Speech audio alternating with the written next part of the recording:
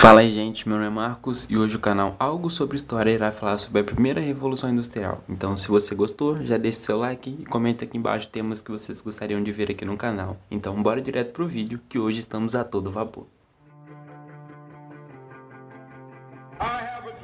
Hablo en nombre de los niños que en el mundo no tienen un pedazo de pan.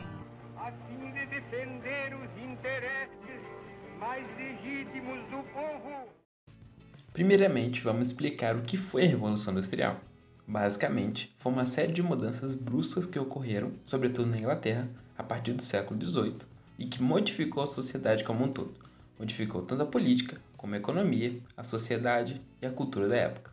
E o que possibilitou esse conjunto de mudanças foi o surgimento da indústria, que substituiu as manufaturas em um processo longo que durou décadas e mais décadas e que começou na Inglaterra e se expandiu por toda a Europa e posteriormente para o mundo.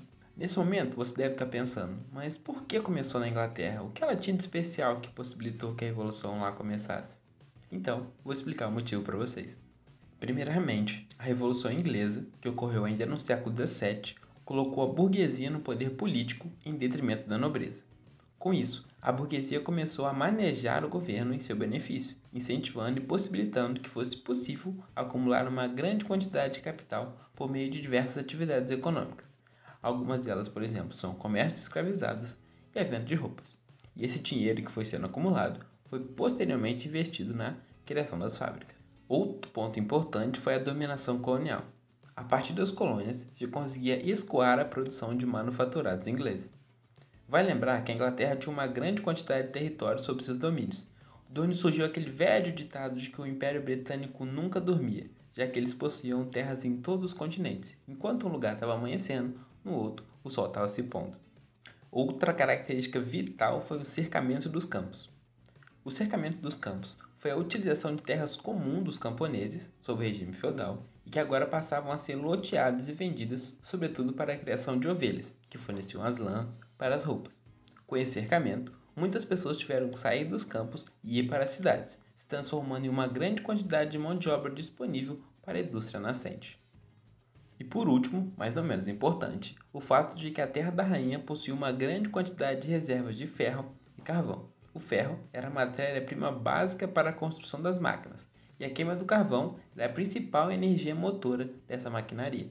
A primeira revolução, então, aconteceu entre 1760 e 1850 mais ou menos, sobretudo em território inglês, e teve no ramo têxtil, na produção de roupas no caso, seu principal eixo econômico. A máquina a vapor e o tear mecânico foram os principais responsáveis por essa revolução na forma de produzir. As ferrovias, por sua vez, também foram muito importantes, surgindo no início do século XIX e ganhando cada vez mais espaço na Inglaterra e se expandindo para outros países, como por exemplo o Brasil, no qual ela foi muito importante no escoamento da produção agrícola. Anteriormente, eu tinha dito que essa inserção das máquinas mudou a sociedade como um todo. Agora então eu vou te explicar como que essa inserção das máquinas mudou a sociedade inglesa e posteriormente a sociedade europeia e mundial. Primeiramente, ela acarretou um processo de urbanização cada vez maior, com as pessoas indo buscar trabalho nas fábricas em decorrência da falta de terras, gerando um crescimento desordenado das cidades inglesas. Ela também gerou uma péssima condição de vida para o trabalhador. Como haviam muitas pessoas disponíveis para trabalhar, os donos das empresas exploravam ao máximo o trabalhador.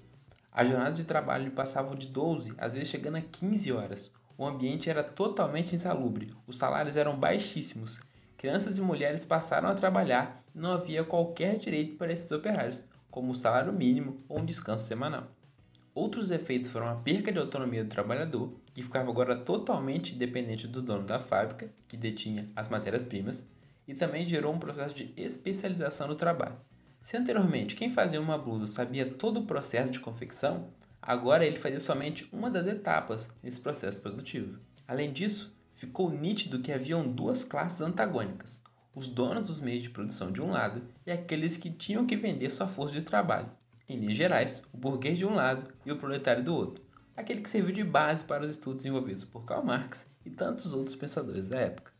Os trabalhadores, por sua vez, reagiram a essa precarização do trabalho de diversas formas. Uma delas foi o ludismo, que via nas máquinas o principal problema.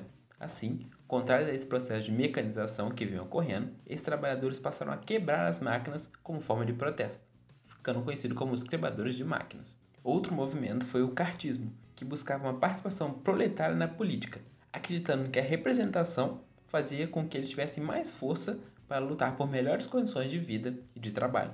E por último, mais ou menos importante, as trade unions, que foram os germes dos sindicatos, que organizavam as pessoas buscando condições mais dignas de trabalho, como a diminuição da jornada de trabalho, por exemplo. Então por hoje é isso, gente. Espero que você tenha gostado. Se você gostou, curte, se inscreva no canal, comente aqui embaixo temas que você gostaria que a gente trouxesse e até a próxima.